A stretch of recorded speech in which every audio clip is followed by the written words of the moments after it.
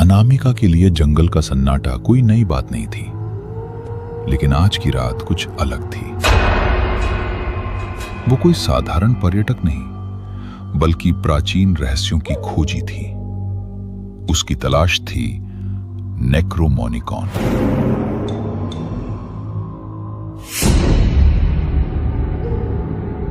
जिसे मौत की किताब कहा जाता है। यहां उस खौफनाक रात की कहानी है, काली छायाओं का डेरा। अनामिका ने अपने नक्शे और पुरानी पांडुलिपियों के आधार पर जंगल के सबसे गहरे हिस्से में कदम रखा।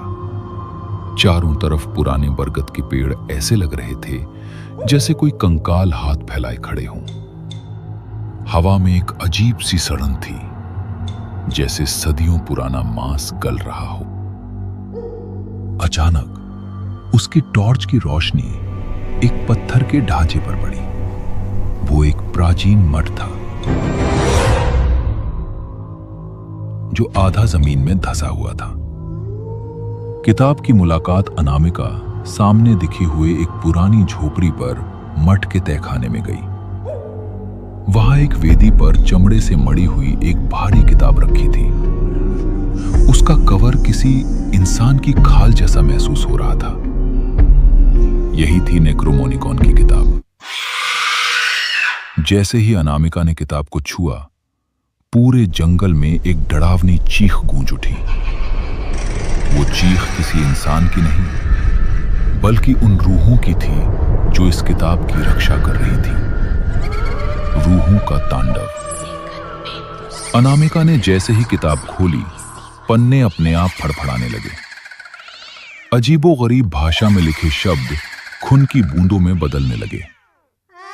तभी उसे महसूस हुआ कि उसके पीछे कोई खड़ा है।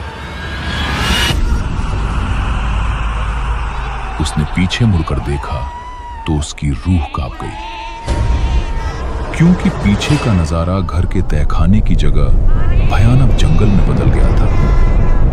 बिना चेहरे वाली आकृतियां पेड़ों के बीच से निकल रही थीं। जमीन से सफेद हाथ ऊपर की ओर आ रहे थे।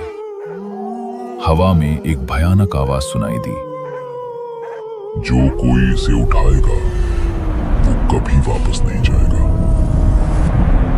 अनामिका ने किताब को अपने सीने से चिपकाया और बाहर की ओर भागी, लेकिन रास्ता बदल चुका था। पेड़ अपनी जगह बदल रहे थे। पीछे मुड़कर देखने पर उसे दिखा कि वे काली छायाएं अब उसके बिल्कुल करीब थीं। उनके पास आंखें नहीं थीं, फिर भी वे उसे देख सकती थीं। उसने एक मंत्र पढ़ा जो उसने पुरानी किताबों में सीखा था, और एक पल के लिए अंधेरा छा गया। अगली सुबह जंगल के किनारे रहने वाले लकड़हारों को अनामिका की गाड़ी तो मिली, लेकिन वो खुद गायब थी। वहां जमीन पर बस एक गहरा निशान था और एक पन्ना पड़ा था जिस पर खून से लिखा था, किताब ने अपना नया मालिक चुन लिया है। अनामिका अब उस किताब का हिस्सा बन चुकी थी, या उसे लेकर कहीं और निकल गई थी।